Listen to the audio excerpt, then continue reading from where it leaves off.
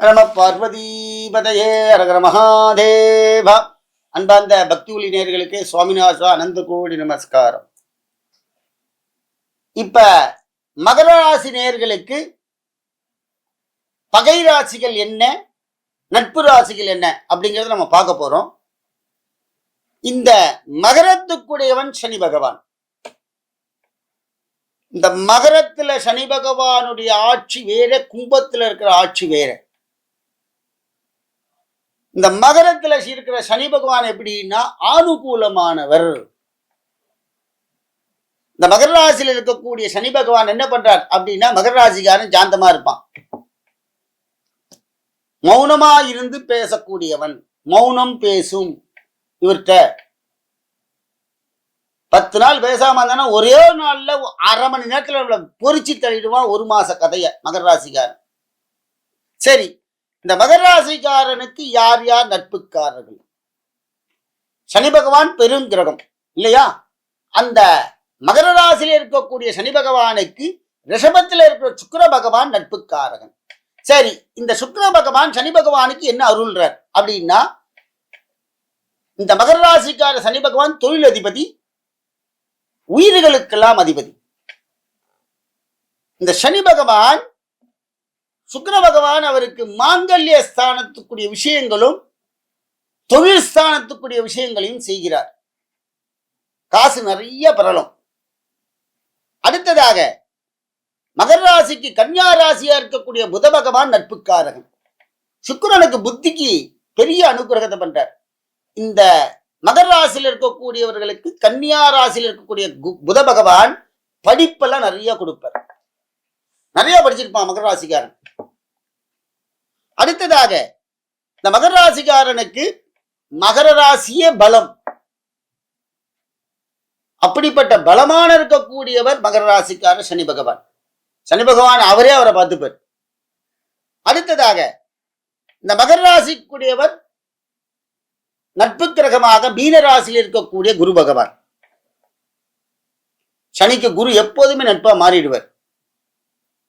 அடுத்ததாக இந்த மகர ராசிக்குரிய நட்புக்காரகன் அடுத்தது விருச்சிக ராசி. இந்த விருச்சிகத்தில் இருக்கக்கூடிய செவ்வாய் சனி போய் அங்க உட்கார்ந்தார் அப்படின்னா உஷ்ணக்காரனாக, வார்த்தையிலே உஷ்ணத்தை கொடுக்கக்கூடிய நட்புக்காரனாக இருக்கார். வார்த்தையால ஜெயிச்சிருவான். இந்த பட்டிமன்றம் எல்லாம் பேசுறா பார்த்தீங்களா, அந்த செவ்வாய் அந்த சனி உட்கார்ந்தாருன்னா அந்த வார்த்தை சூப்பரா அவர் விருச்சிக ராசியிலேருந்து. செவ்வாய்க்கு 2 குணம் சொல்லியிருக்கேன், நிலபல போகங்கள் வாக்குகள் எல்லாமே வந்துடும். அப்படிப்பட்ட இந்த மகர ராசிக்காரர்களுக்கு பகை கிரகம் யார் அப்படின்னு பார்த்தீங்கன்னா, மேஷத்துக்குடையவன் செவ்வாய். இங்கே விருச்சிக ராசியில நட்பாக இருக்கிறார். செவ்வாய் விட்டுங்கோ, ஒன்றும் பண்ண மாட்டார். அடுத்ததாக சிம்மத்தில் இருக்கக்கூடிய சூரிய பகவான். அவர் இங்கே நட்பாவே இல்லை, பகையா இருக்கார். அடுத்ததாக மிதுனத்திலே இருக்கக்கூடிய புத பகவான் இங்க கன்னியில நட்பாக இருக்கிறார். அடுத்ததாக துலா ராசியில் இருக்கக்கூடிய சுக்கிர பகவான் ரிஷபத்திலே இருந்து இந்த சனி பகவானுக்கு நட்பா இருக்கார். அப்ப சனி இந்த மகரத்துக்குரிய நேர் எதிர்மறையாக இருக்கக்கூடிய பகை ராசிக்காரன் சிம்ம ராசிக்காரன். சரி சுவாமி, இந்த சிம்ம ராசி எங்க வீட்டிலேயே இருக்கு, நான் என்ன பண்றது அப்படின்னா, நீங்க ஒன்னும் சொல்ல வேண்டாம். அழகான ஒரு நாமாவளி இருக்கு. காலையில 11 வாட்டி, சாயந்தரம் 11 வாட்டி இந்த மகர ராசிக்காரர்கள் சொல்லுங்கள். காரியத்துல ஜெயிச்சிருவீங்க. இந்த சிம்ம ராசியே உங்களோட பக்கத்துல உட்காந்துருவான். பக்கத்துல உட்காந்து சாப்பிட்டு இருப்பான்.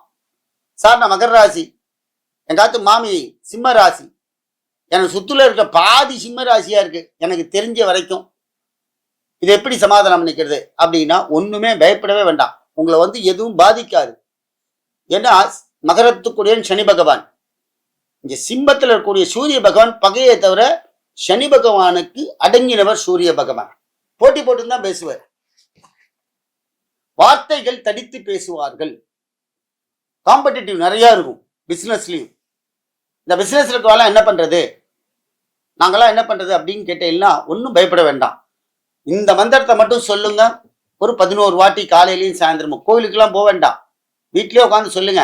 சாமி நான் குளிக்காமே சொல்லாமா, நீ எப்படி வேணா சொல்லியா, உனக்கு காலையில இவரை சொல்லு, உன்னோட உட்கார்ந்துட்டு இருப்பார் அவர். என்ன மந்திரம் அப்படின்னா மகர ராசிக்கு ஓம் நம சிவாய சிவாய நம ஓம், ஓம் நம சிவாய சிவாய நம ஓம், சிவ சிவ சிவ சிவ சிவ சிவ சிவ சிவ சிவாய நம ஓம், ஓம் நம சிவாய ஓம் நம சிவாய சிவாய நம ஓம். இந்த மகர ராசினியர்கள் சிம்ம ராசினியர்கள் பகைகள் இல்லாமல் இருக்கணும்னா சிவபெருமானுடைய நாமத்தை சொல்ல வேண்டும். மகர ராசிக்காரர்கள் கோயிலுக்கெல்லாம் போக சொல்லல, நீங்க ஆபீஸ் போகும்போதே சாமி நான் வண்டியில போயிட்டு இருக்கேன், பரமேஸ்வரன் நினைச்சு போங்க, உங்களுக்கு பகையே வராது. சிவபெருமான் உங்களை காப்பாற்றுவார். இந்த மகர ராசினியர்களுக்கு இன்னொரு ஒரு பெரிய மகா பலம் ஒண்ணு உண்டு. இங்க இருக்கிற சனி பகவான் நிறைய அனுகூலம் பண்ணுவார். சொந்த வீடு வச்சிருப்பான் மகர ராசிக்காரன், வீடு இல்லாம இருக்கவே மாட்டான். அப்படி ஒரு பாக்கியம்.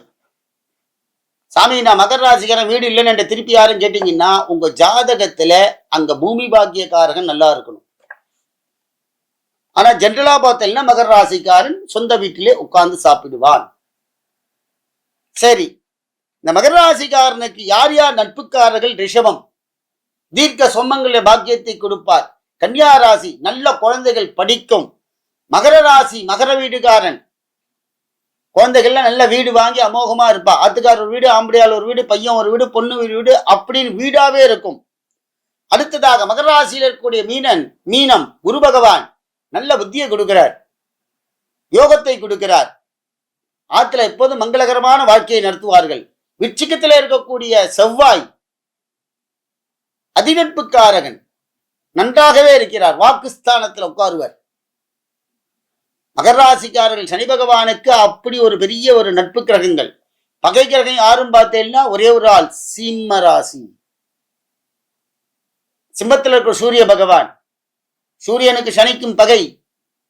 அப்படி இருக்கும் பட்சத்துல யாரை வழிபட்டால் இந்த சிம்மத்தில் இருக்கக்கூடியவர்கள் சனி பகவான் இருக்கக்கூடிய மகர ராசிக்காரருக்கு நட்பு எப்படி மாறும் அப்படின்னா, பகை எப்படி மாறும் அப்படின்னு பார்த்தீங்கன்னா சிவபெருமானை வழிபட வேண்டும், பகையே வராது.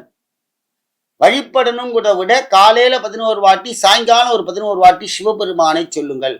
படுக்கும்போது கூட சொல்லுங்க, ஓம் நம சிவாய ஓம் நம சிவாய ஓம் நம சிவாய ஓம் நம சிவாய ஓம் சிவாய நம ஓம் சிவாய நம ஓம் அப்படின்னு பரமேஸ்வரனை வழிபட்டால் மகர ராசினியர்களுக்கு சனி பகவானுடைய அனுகிரகமும் சூரிய பகவானுடைய நட்பு, பகையாக இருக்கக்கூடிய சூரியன் நட்பாக மாறுவான். ஆனால் ஆன்மீக நேயர்களே, மகராசிரியர்கள் எல்லோரும் சிவபெருமானுடைய நாமத்தை சொல்லி சிறப்புடன் வாழுங்கள். சிவனுடைய அனுகிரகம் இருந்தாலே நம்மளுடைய ஆயுள் ரொம்ப தீர்க்கம், அதனால பிரச்சனையே இருக்காது. இதான் பகை கிரகங்கள், நட்பு கிரகங்கள். அட நம பார்வதி பதையே, அழகர மகாதேவ.